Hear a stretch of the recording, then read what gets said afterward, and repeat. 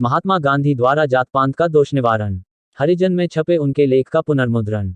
Doctor Ambedkar का अभ्यारोपण। पाठकों को याद होगा कि डॉक्टर अंबेडकर ने लाहौर के जात-पात तोड़क मंडल के वार्षिक सम्मेलन की अध्यक्षता विगत मई माह में करनी थी, लेकिन स्वागत समिति ने डॉक्टर अंबेडकर का भाषण अस्वीकार्य होने पर सम्मेलन का आयोजन ही स्थगित कर दिया था।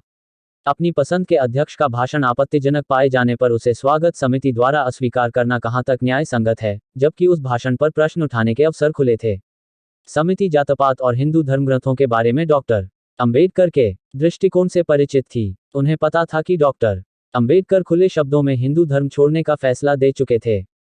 डॉक्टर अंबेडकर से इस भाषण को कम करने की अपेक्षा ही नहीं करनी चाहिए थी। समिति ने जनता को एक ऐसे व्यक्ति के विचार सुनने से वंचित किया है जिसने अपने लिए समाज में एक अद्वितीय स्थान बना लिया है, चाहे वह भविष्य में कोई भी आवरण ओढ़ ले। डॉक्टर अंबेडकर अपने आप को भुलाने का अवसर नहीं देंगे। स्वागत समिति डॉक्टर अंबेडकर को पराजित नहीं कर पाई। उन्होंने यह भाषण अपने खर्चे पर प्रकाशित करके प्रत्युत्तर दे दिया है। उन्होंने प्रकाशित भाषण की कीमत 8 आना रखी। मेरा सुझाव है कि इसकी कीमत घटाकर 2 आना नहीं तो कम से कम 4 आना कर दी जाए। कोई भी सुधारक इस भाषण की उपेक्षा नहीं कर सकता। रूढ़िवादी लोग इसे पढ़कर लाभान्वित होंगे। इसका तात्पर्य यह नहीं है कि भाषण पर आपत्ति उठाने का अवसर खुला नहीं है। डॉक्टर अंबेडकर हिंदू धर्म के लिए एक चुनौती हैं। एक हिंदू के रूप में उनका पालन पोषण हुआ एक हिंदू राजा द्वारा पढ़ाए गए, लेकिन वह तथाकथित सवर्णों से घृणा करते हैं क्योंकि उन्होंने उनके साथ एवं उनके लोगों के साथ इतना दुर्व्यवहार किया है कि डॉक्टर अंबेडकर ने उसी धर्म को छोड़ने का फैसला कर लिया है जो सबकी सामूहिक धरोहर है। उन्होंने अपनी घृणा को उस धर्म के मानने वालों के एक हिस्से के विरुद्ध मोड़ दिया है, लेकिन इस पर आश्चर्य नहीं होना चाहिए। आखिर किसी व्यवस्था या संस्था की परख उसके प्रतिनिधियों के व्यवहार से की जा सकती है। इसके अतिरिक्त डॉक्टर अंबेडकर ने पाया कि सवर्ण हिंदुओं के बहुमत ने अपने सहधर्मावलंबियों के साथ उनको अछूत मानकर धर्मशास्त्रीय आधार पर अमानवीय व्यवहार किया है, और जब उन्होंने खोज की तो छुआछूत और उसके उपलक्षणों को मानने वालों के विरुद्ध बहुत अधिक प्रमाण उन्हें मिले। भाषण के लेखक ने अपने कथन के समर्थन में अध्याय और श्लोकों के प्रमाण देकर 3 आरोप लगाए हैं। पहला, अमानवीय व्यवहार करना। दूसरा, अत्याचार करने वालों ने निर्लजता से उसे सही बताया। और तीसरा, यह कहना कि धर्मशास्त्रों में ऐसे व्यवहार को उचित माना गया है। कोई भी हिंदू जो अपनी आस्था को जीवन से अधिक मानता है, वह दोषारोपण के महत्व को कम करके आंकलन नहीं कर सकता है। डॉक्टर अंबेडकर इस अमानवीय व्यवहार से घृणा करने वाले अकेले व्यक्ति नहीं हैं, लेकिन वह इसके सबसे अधिक दृढ़ प्रतिज्ञ प्रतिवादक हैं तथा इसका प्रतिपादन करने वालों में सबसे योग्य व्यक्ति हैं। भगवान का धन्यवाद है कि अगली पंक्ति के नेता में वे सबसे अकेले हैं, और तब भी वह थोड़े से अल्पसंख्यक लोगों का प्रतिनिधित्व करते हैं। लेकिन जो भी वे कहते हैं वह थोड़ा कम या ज्यादा जोर से दलित वर्ग के नेताओं द्वारा दोहराया जाता है। उदाहरण के लिए, राय बहादुर MC राजा तथा दीवान बहादुर श्रीनिवासन न केवल हिंदू धर्म छोड़ देने की धमकी देते हैं, बल्कि हरिजनों के बहुत बड़े वर्ग के शर्मनाक प्रतिपीड़न की क्षतिपूर्ति के लिए इसको साहजनक पाते हैं। हम यह नहीं कह सकते हैं कि यह तथ्य ध्यान देने योग्य नहीं है, क्योंकि कई नेता डॉक्टर अंबेडकर के कथन की अवहेलना कर हिंदू बने रहेंगे। सवर्णों को अपनी मान्यता तथा व्यवहार को सही करना होगा। सवर्णों में जो विद्वान हैं तथा प्रभावशाली हैं, उन्हें धर्मशास्त्रों की अधिकृत तथा सही व्याख्या करनी होगी। डॉक्टर अंबेडकर के अभियोग पत्र ने जो प्रश्न उठाए हैं वे इस प्रकार हैं। धर्मशास्त्र क्या हैं? क्या छपे हुए मूल पाठ को धर्मशास्त्रों का अंगभूत हिस्सा माना जाए या इसके किसी हिस्से को अधिकृत रूप से अस्वीकृत माना जाए? छुआछूत, जाति प्रतिष्ठा की समानता, रोटी बेटी के संबंध के प्रश्न पर धर्मशास्त्रों के मान्य व परिशोधित अंश का क्या उत्तर दिया जाए? इन सब प्रश्नों का डॉक्टर अंबेडकर ने अपने भाषण में विशद विवेचन किया है। इन प्रश्नों के उत्तर तथा डॉक्टर अंबेडकर के शोधपूर्ण भाषण में निहित गलतियों पर मैं अपना वक्तव्य अगले अंक में दूंगा। रामायण और महाभारत सहित वेद, उपनिषद, स्मृतियां और पुराण हिंदू धर्मशास्त्र हैं, लेकिन यही अंतिम सूची नहीं है। प्रत्येक युग और पीढ़ी ने इस सूची में कुछ न कुछ जोड़ा है। इससे निष्कर्ष निकलता है कि जो कुछ छपा है या हाथ से लिखा गया है वही धर्मशास्त्र नहीं है। उदाहरण के लिए, स्मृतियों में बहुत कुछ है लेकिन उसे ईश्वर की वाणी नहीं स्वीकार किया जा सकता है। इस प्रकार कई उदाहरण जो डॉक्टर अंबेडकर ने स्मृतियों से दिए हैं, उन्हें अधिकृत नहीं माना जा सकता। सही धर्म ग्रंथ उन्हें ही कहा जा सकता जो शाश्वत हैं तथा अंतःकरण को छूते हैं, अर्थात उन लोगों के हृदय को आकर्षित करते हैं जिनके ज्ञान चक्षु खुले हों। उसे ईश्वर की वाणी नहीं माना जा सकता जो तर्क की कसौटी पर खरी न उतरे या जिसे आध्यात्मिक प्रयोग में न लाया जा सके। और यदि आपके पास धर्मग्रंथ का परिशोधित संस्करण है तो भी आपको उसकी टीका की आवश्यकता पड़ेगी। सबसे अच्छा टीकाकार कौन है? आवश्यक रूप से विद्वान नहीं हो सकता, फिर भी विद्वता आवश्यक है, लेकिन धर्म विद्वता पर नहीं चलता। धर्म साधु संतों और उनके जीवन एवं कथन पर चलता है।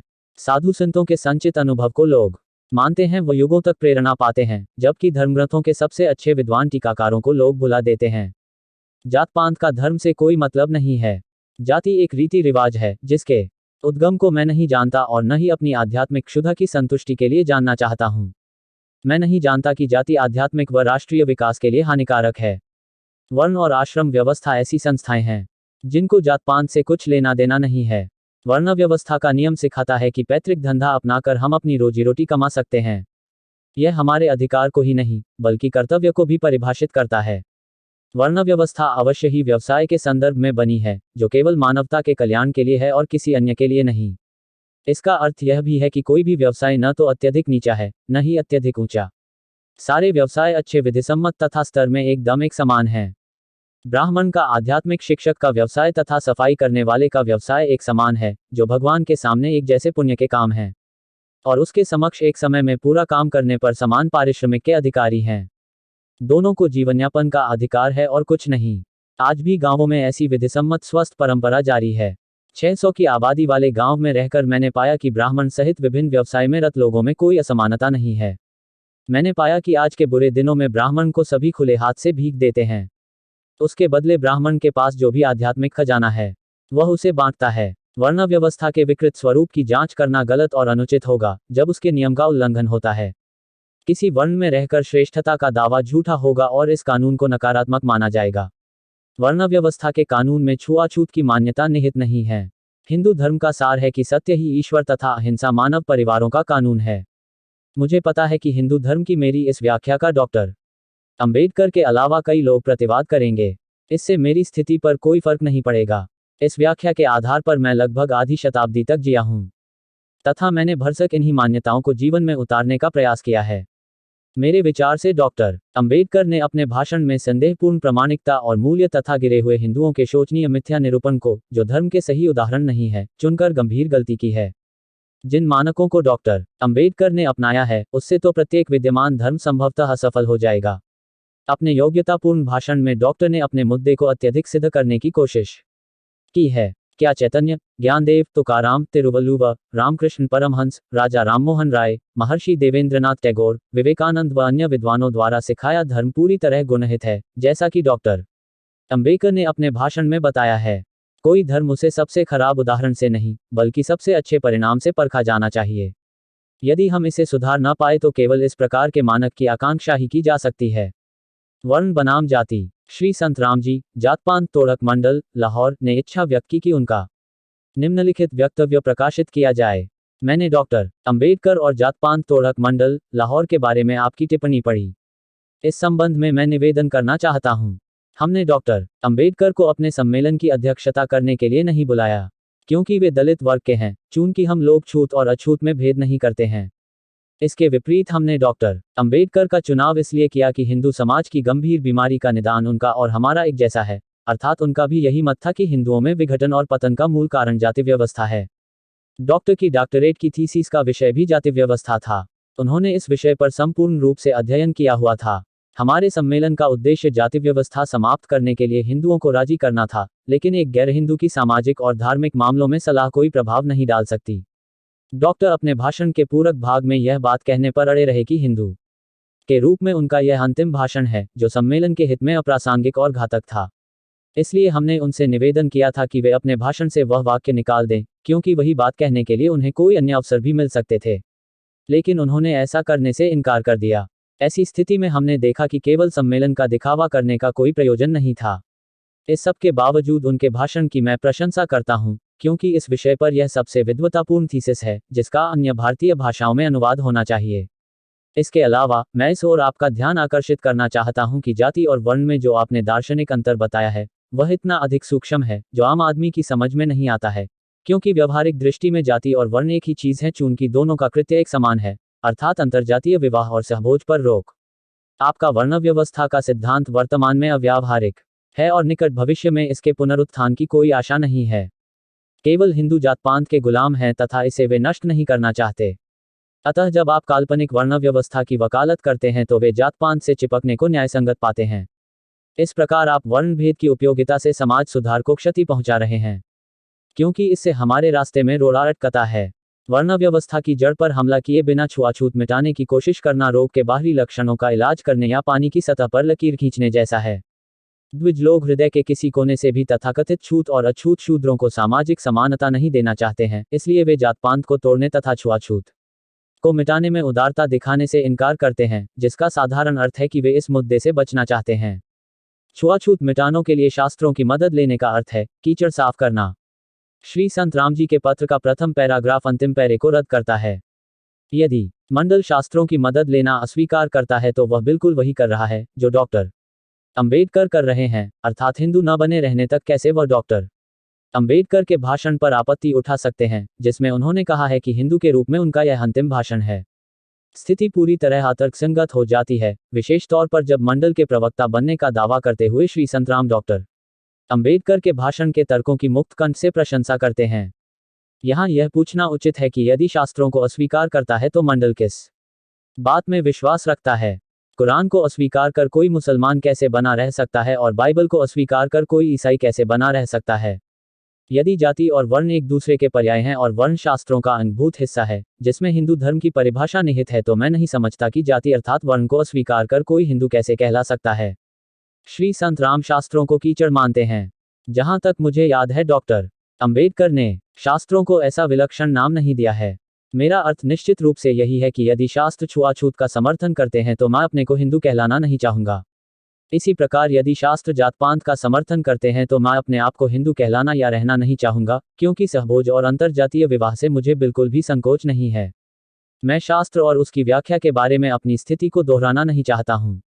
मैं श्री संत राम को साहसिक सुझाव देना चाहता हूं कि यही तर्कपूर्ण, सही और नैतिक रक्षात्मक स्थिति है, और हिंदू परंपरा में इसे उचित प्रामाणिक सिद्ध करने का आधार मौजूद है।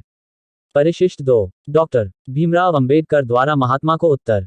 मैं महात्मा का बड़ा आभारी हूं कि उन्होंने जाति पर जात पात तोड़क मंडल के लिए लिखे गए मेरे भाषण पर अपने समाचार पत्र हरिजन में विचार व्यक्त करके मुझे सम्मानित किया है। मेरे भाषण के पुनरावलोकन के परिशीलन से पता चलता है कि महात्मा मेरे जाति पर व्यक्त किए गए विचारों से पूरी तरह सहमत हैं। मैं अपने विरोधियों के वाद विवाद में नहीं पड़ना चाहता हूं, जब तक अन्यथा कार्यवाही करने के विशेष कारण मुझे मजबूर न करें। यदि मेरा विरोधी क्षुद्र और अज्ञात व्यक्ति होता तो मैं उसके पीछे नहीं पड़ता, लेकिन मेरे विरोधी महात्मा स्वयं है, इसलिए मैं महसूस करता हूं कि मुझे उन मुद्दों पर प्रत्युत्तर देने का प्रयास अवश्य करना चाहिए जो उन्होंने उठाए हैं। यद्यपि मैं आभारी हूं, उन्होंने मेरा सम्मान किया है। मुझे इस बात पर आश्चर्य है कि महात्मा ने मुझ पर आरोप लगाया है कि भाषण न देने के बाद भी भाषण इसलिए प्रकाशित किया है कि मेरा प्रचार हो और लोग मुझे भूल न जाएं। महात्मा चाहे जो कहें, भाषण प्रकाशित करने का मेरा उद्देश्य केवल यह था कि हिंदू सोचें और अपनी स्थिति को जानें। अगर मैं ऐसा कहूं कि मैं अपने प्रचार के पीछे नहीं हूं क्योंकि मेरी इच्छा और आवश्यकता से अधिक मेरी प्रसिद्धि पहले से ही है, लेकिन यदि मान भी लिया जाए कि मैंने प्रसिद्धि पाने के उद्देश्य से भाषण छापा है तो मेरे ऊपर पत्थर कौन फेंक सकता था? निश्चित रूप से वे नहीं, जो महात्मा की तरह कांच के मकान में रहते हैं। प्रयोजन के अलावा भाषण में उठाए गए प्रश्न के बारे में महात्मा को क्या कहना है? पहली बात यह है कि जो भी मेरा भाषण पढ़ेगा उसे एहसास होगा कि महात्मा ने मेरे द्वारा उठाए गए मुद्दों को पूरी तरह छोड़ दिया है और उन्होंने जो मुद्दे उठाए हैं वे मुद्दे उस भाषण से उत्पन्न नहीं होते जिसे उन्होंने हिंदुओं के लिए मेरा अभियोग पत्र बताने में प्रसन्नता अनुभव की है। प्रमुख मुद्दे जिन्हें मैंने अपने भाषण में उठाए हैं उनको निम्नलिखित रूप में सूचीबद्ध किया जा सकता है। यह कि जात पात ने हिंदुओं को बर्बाद किया है। यह कि हिंदू समाज को चातुर्वर्ण्य के आधार पर पुनर्गठित करना असंभव है, क्योंकि वर्ण व्यवस्था रिश्ते हुए एक बर्तन की तरह है या उस आदमी की तरह है जो नाक की सीध में दौड़ रहा है। यह अपने गुणों के कारण अपने को कायम रखने में अक्षम है तथा इसमें जाति व्यवस्था के रूप में विकृत हो जाने की प्रवृत्ति अंतर्निहित है, जबकि वर्ण का उल्लंघन करने पर कानूनी रोक नहीं लगती। यह कि चातुर्वर्ण्य के आधार पर हिंदू समाज को पुनर्गठित करना हानिकारक है, क्योंकि वर्ण व्यवस्था ज्ञात प्राप्त करने के अवसर से वंचित कर लोगों को निम्नकोटि बनाती है तथा अस्त्र धारण करने से वंचित कर उन्हें दुर्बल बनाती है। यह कि हिंदू समाज को ऐसे धर्म के आधार पर पुनर्गठित करना चाहिए जिसमें स्वतंत्रता, समानता और भ्रातृत्व के सिद्धांत को मान्यता दी जाए। यह कि इस लक्ष्य को पाने के लिए जाति और वर्ण के पीछे धार्मिक पवित्रता की भावना को नष्ट किया जाना चाहिए। यह कि जाति और वर्ण की पवित्रता केवल तभी नष्ट हो सकती है जब शास्त्रों की दिव्य सत्ता को अलग कर दिया जाए।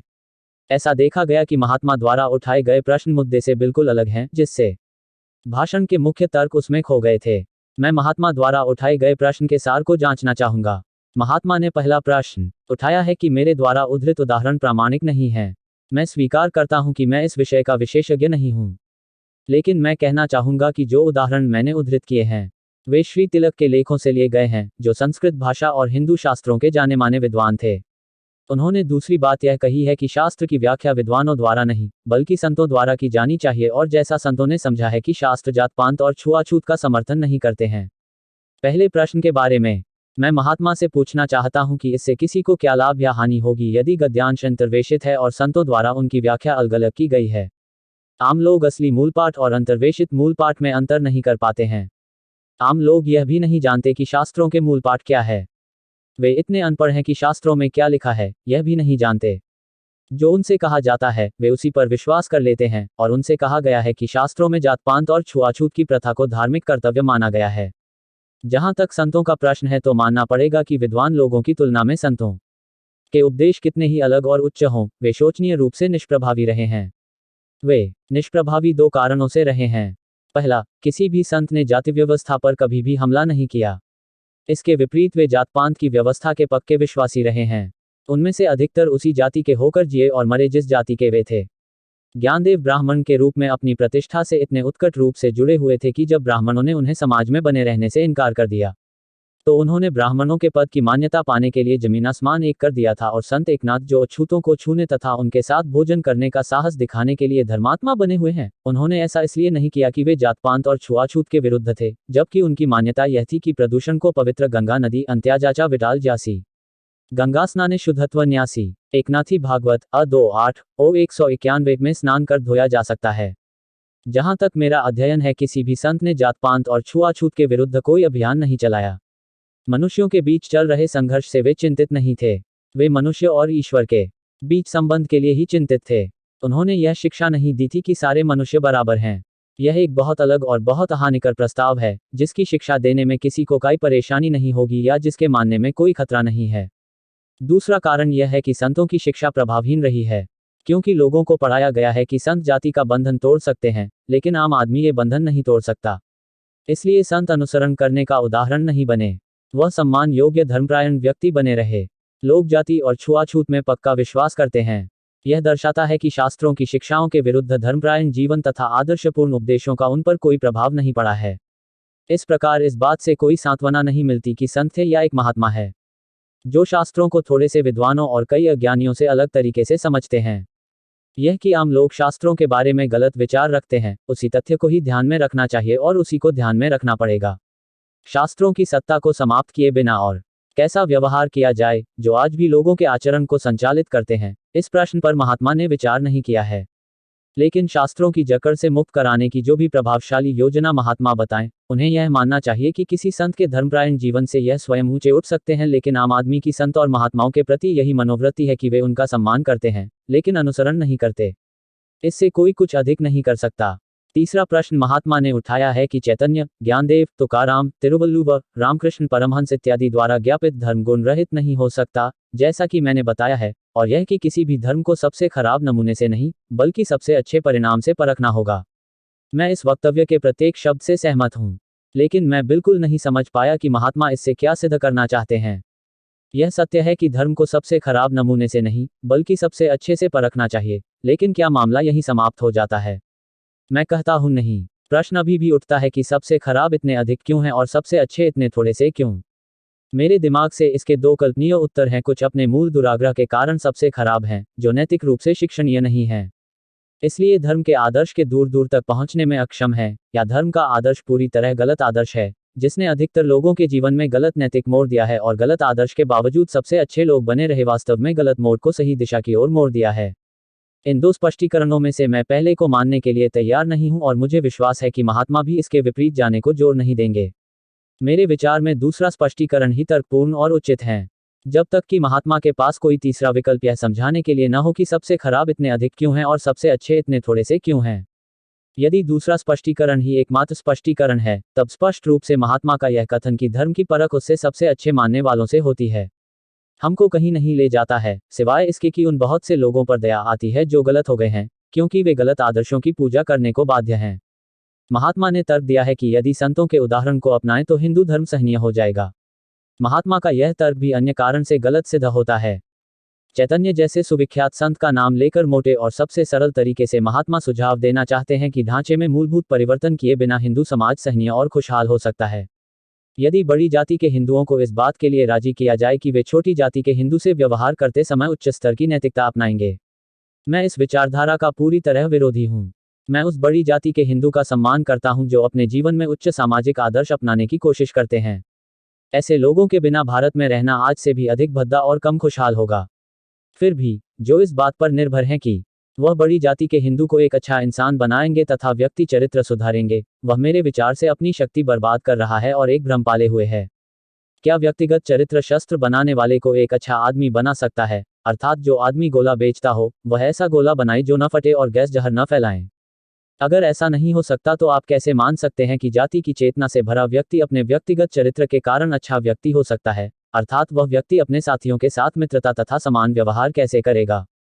सच बात यह है कि वह अपने साथियों को जाति के आधार पर ऊंच और नीच मानेगा। किसी भी हालत में वह अपनी जाति वालों से जैसा बर्ताव करेगा वैसा दूसरों से नहीं करेगा। उससे यह आशा नहीं की जा सकती है कि वह अपने साथियों के साथ रिश्तेदारों जैसा बर्ताव करेगा और उन्हें समान मानेगा। सच बात तो यह है कि हिंदू अपनी जाति के बाहर वाले व्यक्ति को पराया मानता है, उसके साथ भेदभाव करके भी दंड मुक्त रह सकता है और बिना शर्म किए उसके साथ धोखा कर सकता है या दांव-पेंच खेल सकता है। कहने का मतलब है कि बेहतर और बदतर हिंदू मिल सकता है, लेकिन एक अच्छा हिंदू नहीं मिल सकता। ऐसा इसलिए नहीं है कि उसके व्यक्तिगत चरित्र में कोई कमी है। असल में अपने साथियों के साथ उसके संबंधों का आधार ही गलत है। सबसे अच्छा आदमी भी सदाचारी नहीं माना जा सकता अगर उसका उसके साथियों के साथ संबंधों का आधार ही मूलभूत रूप से गलत है। एक गुलाम के लिए उसका मालिक बेहतर या बदतर हो सकता है, लेकिन मालिक अच्छा नहीं हो सकता। अच्छा आदमी मालिक नहीं हो सकता और मालिक अच्छा आदमी नहीं हो सकता। यही ऊंची जाति और नीची जाति के संबंधों के बीच लागू होता है।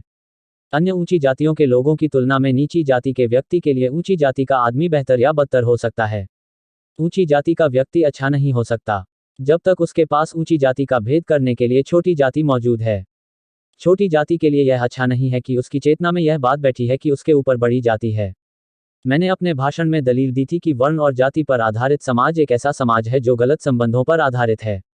मैंने आशा की थी कि महात्मा मेरी दलीलों को नष्ट कर देंगे, लेकिन ऐसा करने की बजाय उन्होंने पृष्ठभूमि बताए बिना केवल चातुर्वर्ण्य में अपना विश्वास दोहराया है। मैं केवल उस पुत्र महात्मा जी उपदेश देते हैं, क्या उसी के अनुसार आचरण करते हैं?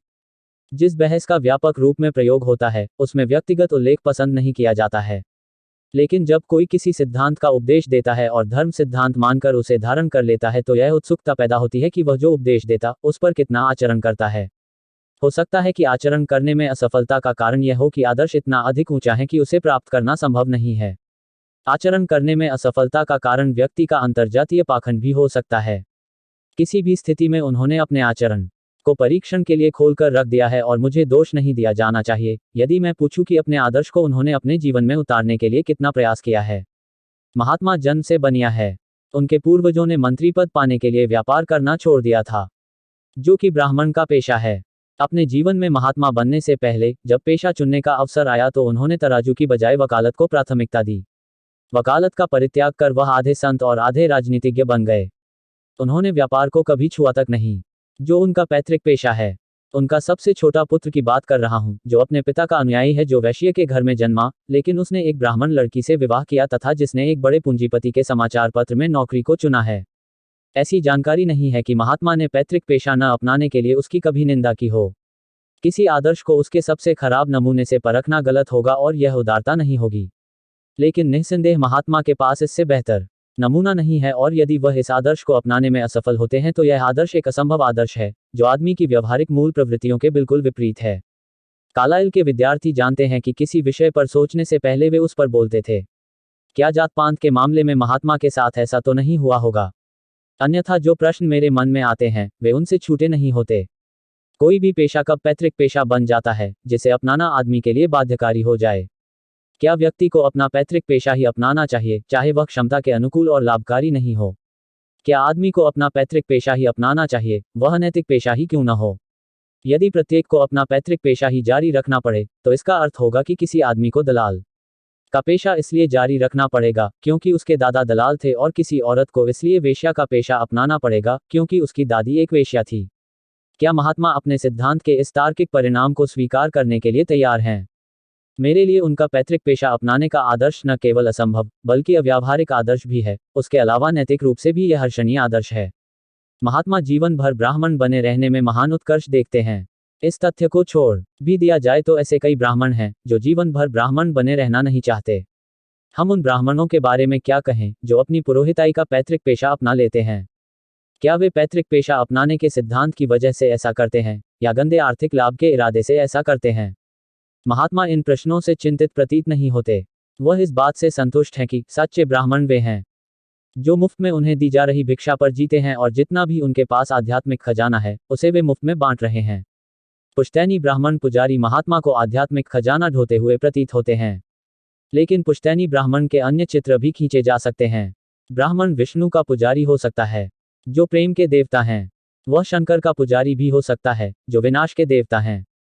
वह बुद्ध गया में भी पुजारी हो सकता है और बुद्ध की पूजा कर सकता है जो मानवता के महानतम शिक्षक हैं जिन्होंने सबसे श्रेष्ठ सिद्धांत प्रेम का पाठ पढ़ाया। वह काली का पुजारी भी हो सकता है जो ऐसी देवी है जिसकी खून की प्यास बुझाने के लिए रोज एक पशु की बलि देनी पड़ती है। वह राम के मंदिर का पुजारी भी होगा जो क्षत्रिय भगवान है। वह परशुराम के मंदिर का पुजारी भी हो सकता है जो ऐसा भगवान है जिसने क्षत्रियों का नाश करने के लिए अवतार लिया था। वह ब्रह्मा का पुजारी भी हो सकता है जिसने संसार की रचना की है। वह पीर का पुजारी भी हो सकता है जिसका भगवान अल्लाह संसार के ऊपर ब्रह्मा का आध्यात्मिक प्रभुत्व का दावा बर्दाश्त नहीं करेगा। कोई यह नहीं कह सकता कि जीवन का यह चित्र सही नहीं है। अगर यह सही चित्र है तो कोई नहीं जानता कि उन देवताओं और देवियों के प्रति भक्ति को धारण करने के बारे में क्या कहा जाए कि उनके लक्षण इतने विरोधात्मक हैं कि कोई ईमानदार व्यक्ति उन सभी का भक्त नहीं हो सकता। हिंदू लोग इस असाधारण तथ्य को अपने धर्म का महानतम सद्गुण मानते हैं, जैसे कि इनकी उदारता, इनकी सहनशीलता की भावना। इस सहज दृष्टिकोण के विपरीत कहा जा सकता है कि सहनशीलता और उदारता वास्तव में उदासीन या शिथिल सिद्धांत निरपेक्षता के अलावा और अधिक प्रशंसनीय नहीं है। इन दो प्रवृत्तियों में बाहरी तौर पर भेद करना मुश्किल है, लेकिन अत्यावश्यक रूप से वास्तविक गुणों में ये इतने अधिक भिन्न हैं कि गहराई से जांच करने वाला एक दूसरे को एक जैसा मानने की गलती नहीं कर सकता। यह कि एक व्यक्ति जो बहुत सारे देवी देवताओं का सम्मान करता है उसे सहनशीलता की भावना का सबूत माना जा सकता है, लेकिन क्या यह समय के साथ चलने की इच्छा से पैदा हुए पाखंड का सबूत नहीं है? मेरी पक्की धारणा है कि यह केवल पाखंड है। अगर यह दृष्टिकोण अच्छे आधार पर स्थापित है तो कोई पूछ सकता है कि उस व्यक्ति के पास कौन सा आध्यात्मिक खजाना है जो किसी भी देवी देवता की पूजा और आराधना करने के लिए तैयार है। न केवल ऐसा व्यक्ति आध्यात्मिक खजाने से दिवालिया हो गया है, बल्कि पुजारी के महान पेशे को बिना आस्था और बिना विश्वास के इसलिए अपनाता है क्योंकि साधारणतः वह पैतृक पेशा है जो एक मशीनी प्रक्रिया के अंतर्गत पीढ़ी दर पीढ़ी अपनाया गया है। एक सद्गुणों का संरक्षण नहीं है, यह वास्तव में एक महान पेशे का दुरुपयोग है जो धर्म की सेवा के अतिरिक्त और कुछ नहीं है। महात्मा इस सिद्धांत से क्यों चिपके हुए हैं कि हर व्यक्ति को अपना पैतृक पेशा अपनाना चाहिए? उन्होंने इसका कारण कहीं नहीं बतलाया है, लेकिन कोई कारण तो होना चाहिए। यद्यपि उन्हें खुलेआम कहने की चिंता नहीं है। वर्षों पहले उन्होंने अपने समाचार पत्र यंग इंडिया में जाति बनाम वर्ग विषय पर लिखते हुए कहा था कि जाति व्यवस्था वर्ण व्यवस्था से बेहतर है क्योंकि जाति द्वारा समाज में स्थिरता लाने के लिए सबसे उत्तम और संभव सामंजस्य स्थापित किया जा सकता है। यदि यही कारण है कि महात्मा इस विचार से चिपके हुए हैं कि प्रत्येक व्यक्ति को पैतृक पेशा ही अपनाना चाहिए, तो वे सामाजिक जीवन के मिथ्या विचार से चिपके हुए हैं। प्रत्येक व्यक्ति सामाजिक स्थिरता चाहता है और व्यक्तियों और वर्गों के संबंधों में कुछ सामंजस्य स्थापित होना ही चाहिए जिससे समाज में स्थिरता कायम हो सके। मेरा विश्वास है कि दो बातें कोई भी नहीं चाहता है। पहली बात जो कोई नहीं चाहता वह है निश्चल संबंध, कुछ ऐसा जिसे बदला न जा सके, कुछ ऐसा जो सार्वकालिक रूप से स्थिर रहे। स्थायित्व भी जरूरी है, लेकिन वह बदलाव की कीमत पर नहीं होना चाहिए क्योंकि बदलाव अवश्यंभावी है। दूसरी बात जो कोई नहीं चाहता वह है केवल सामंजस्य। सामंजस्य की भी आवश्यकता है, लेकिन वह सामाजिक न्याय की बलि देकर नहीं किया जाना चाहिए। क्या यह कहा जा सकता है कि जाति के आधार पर सामंजस्य अर्थात अपने पैतृक व्यवसाय के आधार पर सामंजस्य होने से इन दो बुराइयों से बचना संभव है? मैं मानता हूं कि ऐसा नहीं है। मुझे कोई संदेह नहीं है कि सबसे अच्छे संभव सामंजस्य की बात तो दूर, यह सबसे खराब प्रकार का सामंजस्य है, क्योंकि यह सामाजिक सामंजस्य के दोनों सिद्धांतों जैसे धारा प्रवाहिकता और समानता का उल्लंघन करता है। कुछ लोग सोचते हैं कि महात्मा ने बहुत प्रगति की है क्योंकि वह अब केवल वर्ण में विश्वास करते हैं और जाति में विश्वास नहीं करते हैं। यह भी सत्य है कि एक समय था जब महात्मा पूर्ण रूप से कुलीन सनातनी हिंदू थे। वह वेदों, उपनिषदों, पुराणों और जो भी हिंदू ग्रंथ हैं उनमें विश्वास करते थे। इसीलिए अवतारों और पुनर्जन्म में भी विश्वास करते थे। वह जाति में विश्वास करते थे और पूरी शक्ति से एक रूढ़िवादी की तरह इसका समर्थन करते थे। उन्होंने सहभोज, सहपान और अंतर्जातीय विवाह की मांग की निंदा की थी और कहा था कि सहभोज का विरोध करना चाहिए, क्योंकि इससे बहुत हद तक इच्छा शक्ति पैदा करने और सामाजिक शुद्धता बनाए रखने में मदद मिलती है।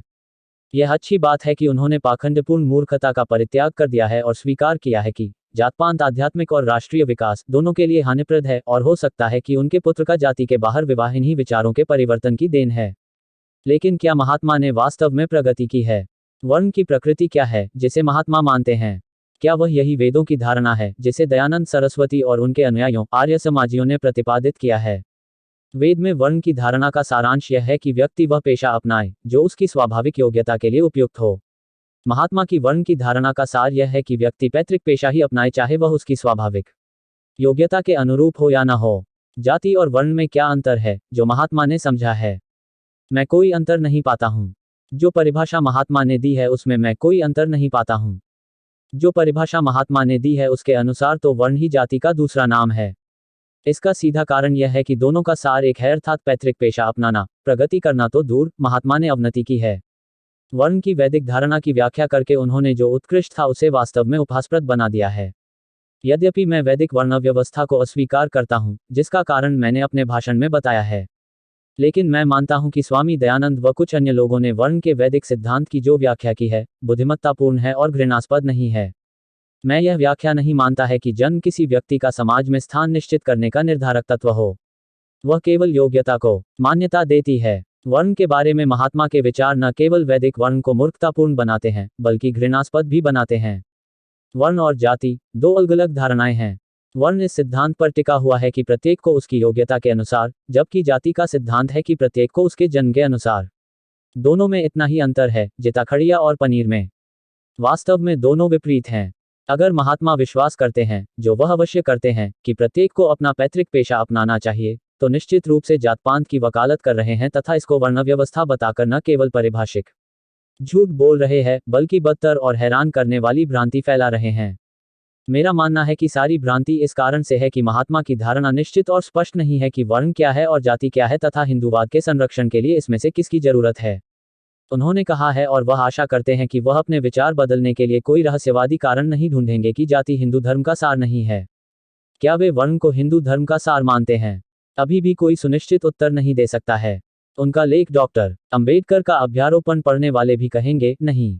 अपने लेख में वह नहीं बताते कि वर्ण का धर्म सिद्धांत हिंदूवादी पंथ का एक आवश्यक हिस्सा है। वर्ण को हिंदू धर्म का सार बताने की बजाय वह कहते हैं कि हिंदू धर्म का सार इस कथन में निहित है कि एक और केवल एक सत्य ही ईश्वर है और अहिंसा मानव परिवार का एक कानून इसकी सुस्पष्ट स्वीकृति है। लेकिन श्री संत राम के पत्र के उत्तर में लिखे लेख के पढ़ने वाले हाँ कहेंगे। उस लेख में उन्होंने कहा है कि एक मुसलमान कैसे मुसलमान रह सकता है यदि वह कुरान को अस्वीकार करता है, या एक ईसाई कैसे ईसाई रह सकता है यदि वह बाइबल को अस्वीकार करता है। यदि जाति और वर्ण विनिमय शब्द है और यदि वर्ण शास्त्रों का अंगभूत भाग है जो हिंदू धर्म को परिभाषित करता है, तो मैं नहीं जानता कि जाति अर्थात वर्ण को अस्वीकार करने वाला अपने आप को हिंदू कैसे कहलवा सकता है। फिर यह छल कपट क्यों? महात्मा हिचकिचा क्यों रहे हैं? वह किसको प्रसन्न करना चाहते हैं? क्या संत सत्य का अर्थ समझने में असफल हो गए हैं, या क्या राजनीतिज्ञ संत के रास्ते में रोड़ा बन रहे हैं? महात्मा की भ्रांति का वास्तविक कारण क्या इन दो साधनों से पता लगाया जा सकता है। पहला है महात्मा का स्वभाव।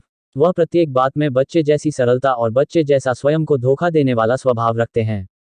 बच्चे की तरह वह किसी भी बात में जिसे वह चाहते हैं विश्वास करने लगते हैं।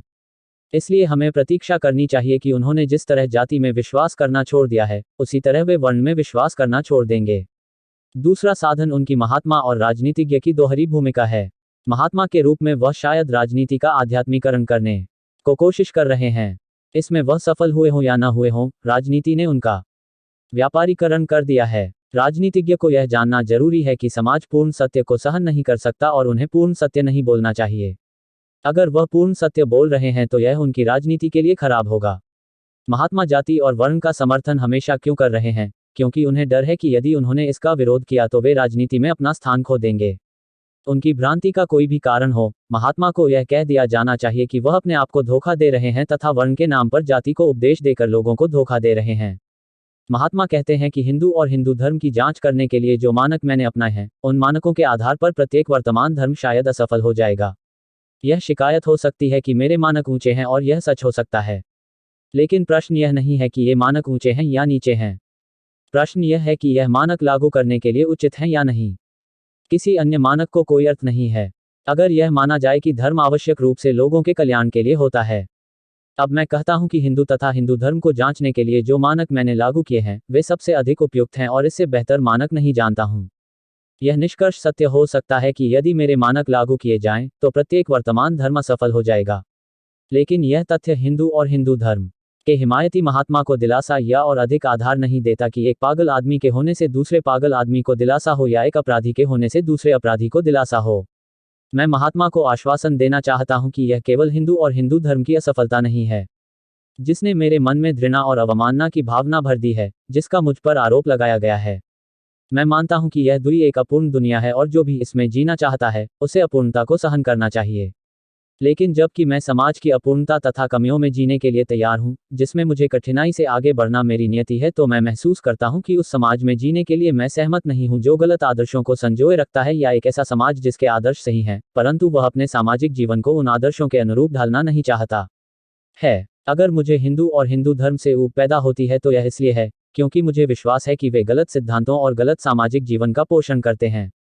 हिंदू और हिंदू धर्म से मेरा झगड़ा उनके सामाजिक आचरण की अपूर्णता से नहीं है, यह बहुत अधिक मौलिक है। यह झगड़ा उनके सिद्धांतों से है। मुझे प्रतीत होता है कि हिंदू समाज को नैतिक पुनरुद्धार की आवश्यकता है जिसे विलंबित करना खतरनाक होगा। प्रश्न यह है कि इस नैतिक पुनरुद्धार को कौन निर्धारित और नियंत्रित कर सकता है। स्पष्ट रूप से वे लोग जो अपना बौद्धिक पुनरुद्धार कर चुके हैं और वे जो इतने ईमानदार हैं कि बौद्धिक उद्धार से पैदा हुए दृढ़ विश्वास को दिखाने का साहस जिनके पास है। इस मानक से जांचने से पता चलता है कि माने हुए हिंदू नेता मेरे विचार से इस कार्य के लिए बिल्कुल अयोग्य है। यह कहना असंभव है कि वे प्रारंभिक रूप से भी बौद्धिक पुनरुद्धार कर चुके हैं। अगर उन्होंने अपना बौद्धिक पुनरुद्धार कर लिया है तो वे न तो अशिक्षित बहुसंख्या की तरह अपने आप को धोखा देंगे और न ही वे आदिम अज्ञान का फायदा ही उठाएंगे जैसा कि आजकल देखा जाता है। टुकड़े टुकड़े होते हिंदू समाज के बावजूद भी ये नेतागण निर्लजता से पुराने सिद्धांतों की दुहाई देंगे जिनका हर हालत में वर्तमान से संबंध समाप्त हो चुका है, जो आरंभिक दिनों में कितने भी उपयुक्त रहे हो। वे अब मार्गदर्शक की बजाय एक चेतावनी बन चुके हैं। वे प्रारंभिक सिद्धांतों के प्रति अभी भी रहस्यपूर्ण सम्मान रखते हैं जो उन्हें अनिच्छुक नहीं बल्कि समाज की नींव की जांच करने का विरोधी बनाते हैं। हिंदू लोग वास्तव में अपनी मान्यता के निर्माण में अविश्वसनीय रूप से ध्यान नहीं देते। यही हाल हिंदू नेताओं का है। बदला बात यह है कि अब कोई उनकी संगति छुड़ाने का प्रस्ताव करता है तो वे अपनी मान्यताओं के लिए अवैध भावावेश से भर जाते हैं। महात्मा कोई अपवाद नहीं। ऐसा लगता है कि महात्मा सोचने में विश्वास नहीं करते, वह संतों का अनुसरण करने को प्राथमिकता देते हैं। एक रूढ़िवादी की तरह वे पवित्र धारणा में श्रद्धा रखते हैं। उन्हें डर है कि यदि एक बार उन्होंने सोचना शुरू किया तो कई आदर्शों और मान्यताओं का जिनसे वह चिपके हुए हैं सत्यानाश हो जाएगा। प्रत्येक को उनसे सहानुभूति होनी चाहिए। स्वतंत्र सोच का प्रत्येक कार्य स्पष्टतया स्थिर दुनिया के कुछ भाग को संकट में डाल देता है। लेकिन यह भी उतना ही सच है कि संतों पर निर्भर रहकर ही हम सत्य को नहीं जान सकते। आखिर संत भी मनुष्य हैं और जैसा कि लॉर्ड बेल्फो ने कहा है, सुअर की थूथनी से अधिक मनुष्य का दिमाग सत्य का पता लगाने वाला उपकरण नहीं है। जहां तक वह सोचते हैं, मुझे वह हिंदुओं के पुरातन ढांचे के लिए समर्थन ढूंढने हेतु बुद्धि का दुरुपयोग करते प्रतीत होते हैं। वह इसके सबसे प्रभावशाली समर्थक हैं और इसलिए हिंदुओं के सबसे बड़े दुश्मन हैं। महात्मा से अलग ऐसे हिंदू नेता भी हैं जो केवल विश्वास और अनुसरण करने से ही संतुष्ट नहीं है। वे सोचने का साहस करते हैं और अपनी सोच के परिणाम के अनुसार कार्य करते हैं। लेकिन दुर्भाग्यवश या तो वे बेईमान लोग हैं या जब लोगों को सही मार्गदर्शन देने का प्रश्न उठता है तो वे उदासीन बन जाते हैं। लगभग सभी ब्राह्मणों ने जाति के नियम का उल्लंघन किया है। जूते बेचने वाले ब्राह्मणों की संख्या उनसे अधिक है जिन्होंने पुरोहिताई छोड़ दी है। उन्होंने न केवल ऐसे व्यवसाय अपना लिए हैं जो उनके लिए शास्त्रों द्वारा वर्जित हैं, लेकिन ऐसे कितने ब्राह्मण हैं जो रोज जाति का नियम तोड़ते हैं, जो जाति और शास्त्रों के विरुद्ध उपदेश देंगे, क्योंकि उसकी मूल प्रवृत्ति और नैतिक विवेक उनकी दृढ़ धारणा का समर्थन नहीं कर सकता। लेकिन ऐसे सैकड़ों हैं जो रोज जाति को तोड़ते हैं तथा शास्त्रों को रौदते हैं, लेकिन जो जाति के सिद्धांत और शास्त्रों की पवित्रता के कट्टर समर्थक हैं। यह दोगलापन क्यों? क्योंकि वे महसूस करते हैं कि यदि जाति का जुआ लोगों ने उतार फेंका तो ब्राह्मण वर्ण की सत्ता और सम्मान के लिए वे संकट पैदा कर देंगे। बुद्धिजीवी वर्ग की इस बेईमानी से आम लोग उनके विचारों के फल से वंचित हो जाते हैं। यह एक लज्जाजनक तथ्य है। मैथ्यू आर्नोल्ड के शब्द हैं कि हिंदू दो दुनिया में विचर रहे हैं, एक है मृत दुनिया और दूसरी शक्ति रहित जन्म लेने वाली। उन्हें क्या करना चाहिए? महात्मा जिससे वे मार्गदर्शन की अपील करते हैं वह सोचने में विश्वास नहीं करते, इसलिए मार्गदर्शन नहीं कर सकते जो अनुभव की कसौटी खरा उतरे। बुद्धिजीवी वर्ग जिनकी ओर लोग मार्गदर्शन के लिए निहारते हैं, वे या तो अधिक बेईमान हैं या उदासीन, इसलिए सही दिशा की ओर जाने की शिक्षा उन्हें नहीं मिल पाती है। इस त्रासदी की स्थिति में हम विलाप करते हुए कह सकते हैं, न हिंदुओं, तुम्हारे नेतागण ऐसे हैं।